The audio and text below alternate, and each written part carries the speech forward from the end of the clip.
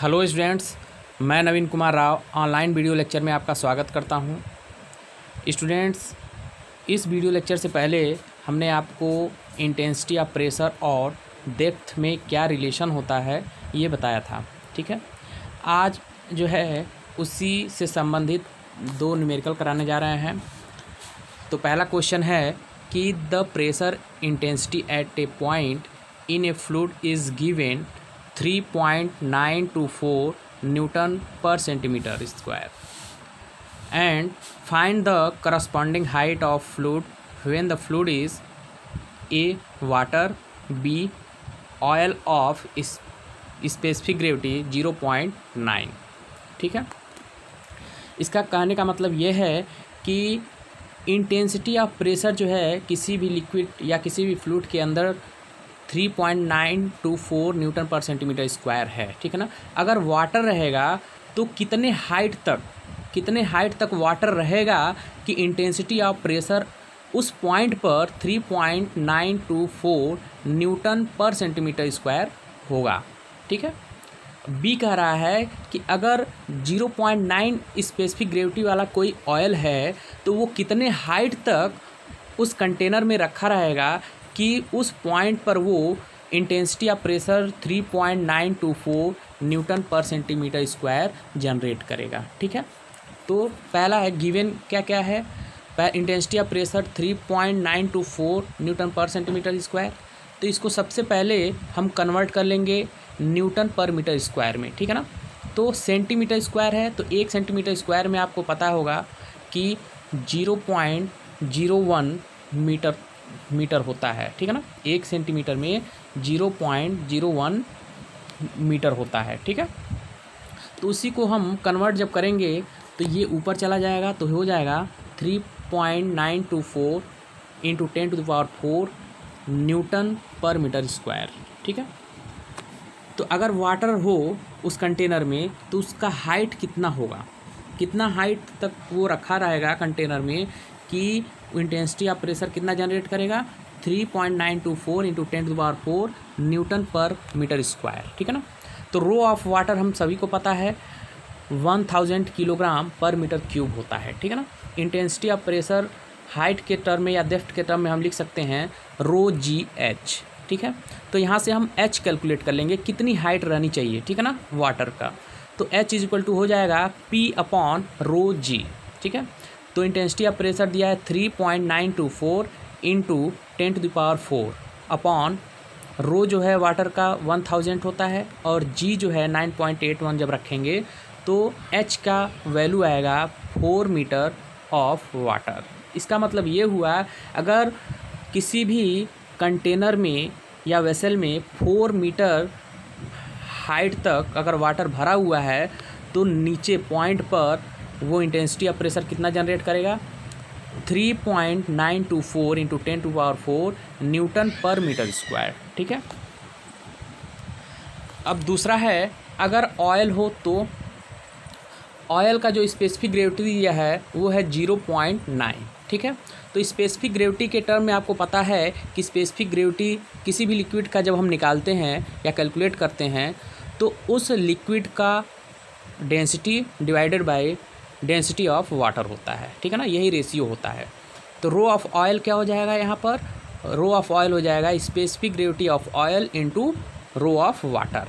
तो यहाँ से रो ऑफ ऑयल आ जाएगा 900 किलोग्राम पर मीटर क्यूब। ठीक है, फिर यही इस ऑयल का जो डेंसिटी है इस फार्मूले में रखेंगे तो H is equal to P upon rho G होगा। तो इंटेंसिटी ऑफ प्रेशर यहाँ पर दिया हुआ है 3.924 इंटू 10⁴ और रो ऑफ ऑयल हो जाएगा 900 और जी का वैल्यू है 9.81।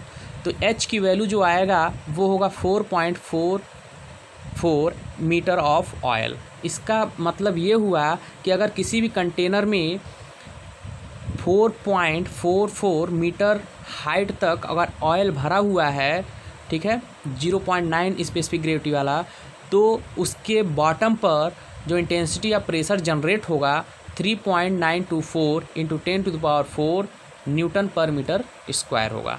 ठीक है, दूसरा क्वेश्चन है an open tank contains water up to a depth of 2 metre and above it an oil of specific gravity 0.9 for a depth of 1 metre. Find the pressure intensity. पहला है at the interface of the two liquid, दूसरा है at the bottom of tank. ठीक है, तो question ये कर रहा है कि अगर किसी कंटेनर में सबसे नीचे जो है दो, नीचे से मतलब बॉटम से लेकर के वाटर भरा हुआ है 2 मीटर तक ऊंचाई तक, ठीक है, और उसके ऊपर जो है 1 मीटर ऊंचाई तक ऑयल भरा हुआ है और उस ऑयल का जो स्पेसिफिक ग्रेविटी है 0.9 है। ठीक है ना, तो ये पहला कह रहा है कि जहाँ पर ऑयल और वाटर एक दूसरे के कांटेक्ट में है, मतलब एट पॉइंट ए पर देखा जाए तो वहाँ पर इंटेंसिटी ऑफ प्रेशर क्या होगा।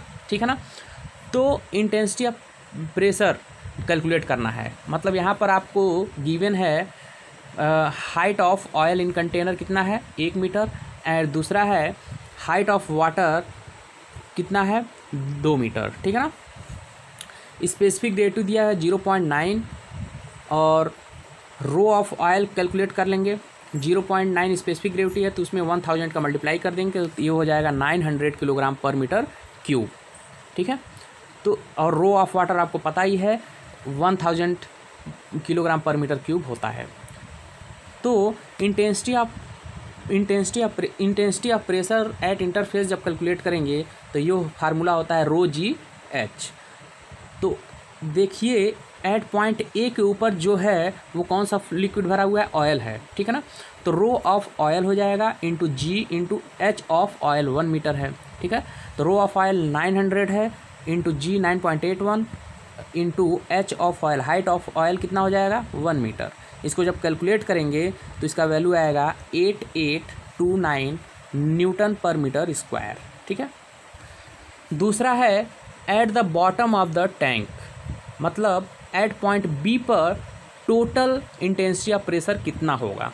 ठीक है, तो ये हो जाएगा, देखिए एट पॉइंट ए पर हमने तो कैलकुलेट कर लिया है, जो इंटेंसिटी ऑफ प्रेशर होगा 8829 न्यूटन पर मीटर स्क्वायर। ठीक है, अब हमको वाटर के द्वारा, ठीक है, 2 मीटर ऊंचाई तक जो वाटर भरा हुआ है उसके द्वारा एट पॉइंट बी पर कितना लग रहा है इंटेंसिटी ऑफ प्रेशर, इन दोनों को जोड़ देंगे। तो सबसे पहले rho of oil into ji into H of oil, ये plus rho of water into ji into H of water. तो rho G H for oil के लिए हमने कैलकुलेट कर लिया है 8829 होगा, plus H of rho of water जो होगा 1000 होता है, जी 9.81 होता है, एच ऑफ वाटर कितना है 2 मीटर। इसको जब कैलकुलेट करेंगे इसका वैल्यू जो आएगा 19620 आ जाएगा। ठीक है ना, अब इन दोनों को जब ऐड करेंगे इसका वैल्यू आ जाएगा 28449 न्यूटन पर मीटर स्क्वायर। ठीक है, तो आज के लिए बस इतना ही। Thank you.